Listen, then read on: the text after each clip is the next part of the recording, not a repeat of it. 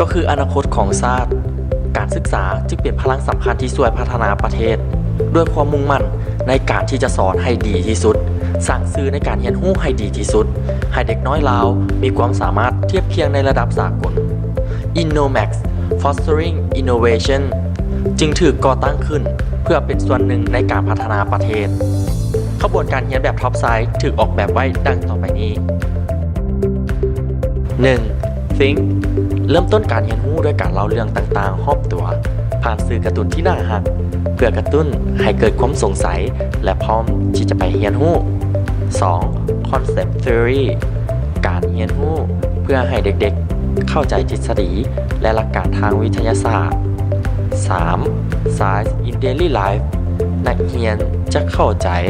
และเห็นความสำคัญของวิทยาศาสตร์ที่อยู่รอบตัว 4. Self Inquiry and Communication นักเรียนได้ลงมือทดลองตัวจริงนอกจากจำนวนแล้วยังได้ประสบการณ์ที่ก่อให้เกิดความรู้ที่ยืนยงและนำไปประยุกต์ใช้ได้จริง 5. Inquiry Report and Expression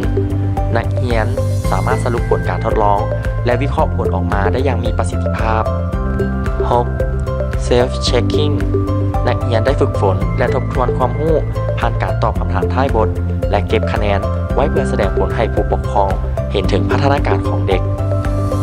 เป็นอย่างจึงต้องเรียนนำท็อปไซด์มวนนักเรียนจะได้มวนกับการเรียนแบบท็อปไซด์เฮ็ดให้อยากมาเรียนและพร้อมที่จะไปเรียนรู้ห้องเรียนนักเรียนบ่เกิน10คนต่อ1ห้องเรียนเป็นห้องเรียนแบบ Active Learning มีความปลอดภัยเฮ็ดให้เบิ่งแยงนักเรียนได้อย่างทั่วถึง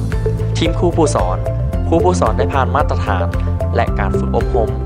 และมีคู่มือในการสอนสำหรับครูเฮ็ดให้พร้อมมอบความรู้ให้กับนักเรียนได้อย่างเต็มที่สื่อการสอนเพลิดเพลินกับสื่อการสอนที่ทันสมัยด้วยภาพการ์ตูนและรูปภาพต่างๆผ่านแท็บเล็ตที่เฮ็ดให้การเรียนรู้มีประสิทธิภาพหลายขึ้นและเปิดโลกกว้างให้กับเด็กๆประสบการณ์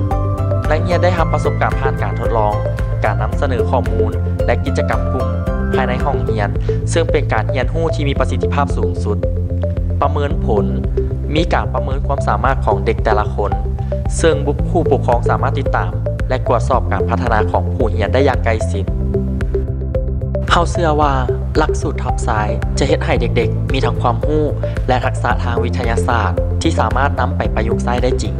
มีความคิดสร้างสรรค์และพร้อมเผชิญกับสิ่งต่างๆในอนาคตสถาบันท็อปไซด์เรียนม่วนทดลองจริงรู้จริง